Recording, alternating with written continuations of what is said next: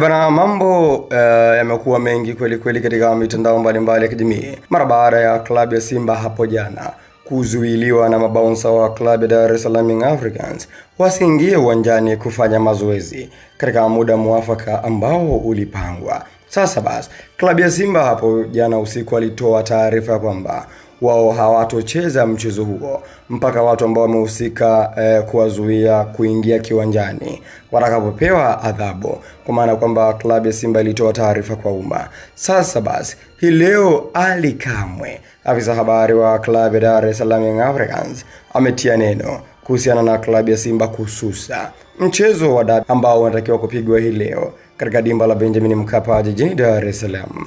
Ali Kamwe kazungumza nini ama kasema nini?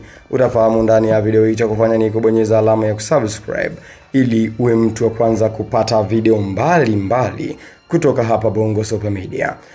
Na bila kupoteza muda, Ali Kamwe ameweza kuposti picha ama posti ya mechi ya leo na kuandika kwamba dabi haina kipengele, tukutane kwa Mkapa. Kwa maana klabu ya Dar es Salaam Young Africans hii leo itapeleka timu kwa Mkapa kama kawaida.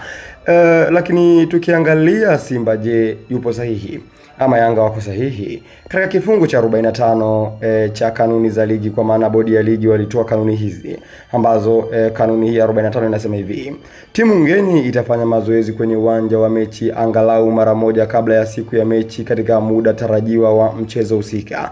Sababu zote za kukwamisha timu ngeni kukidhi ipasavyo au kupata haki zitathibitishwa kwanza na kamishna wa mchezo. Mwisho kunukuu. Kwa maana klabu ya Simba hapo jana wenyewe walikamilisha hii kanuni kwamba wanakwenda kufanya mazoezi majira ya saa 1 kwa sababu mechi ilikuwa ichezwe leo majira ya saa 1. Hivyo hii kikanuni ilikuwepo kabisa, lakini mabounsa wa klabu ya Dar es Salaam Young Africans wao wakawakataza Simba wasiingie. Hivyo Simba na wenyewe wamesusia mchezo huu. Je, mtazamaji Bongo Sopa Media, unaona kati ya Yanga na Simba nani ataibuka na ushindi kutokana na mzozo huu mkubwa ambao hivi sasa umejitokeza? Andika maoni yako hapo katika sehemu ya comments.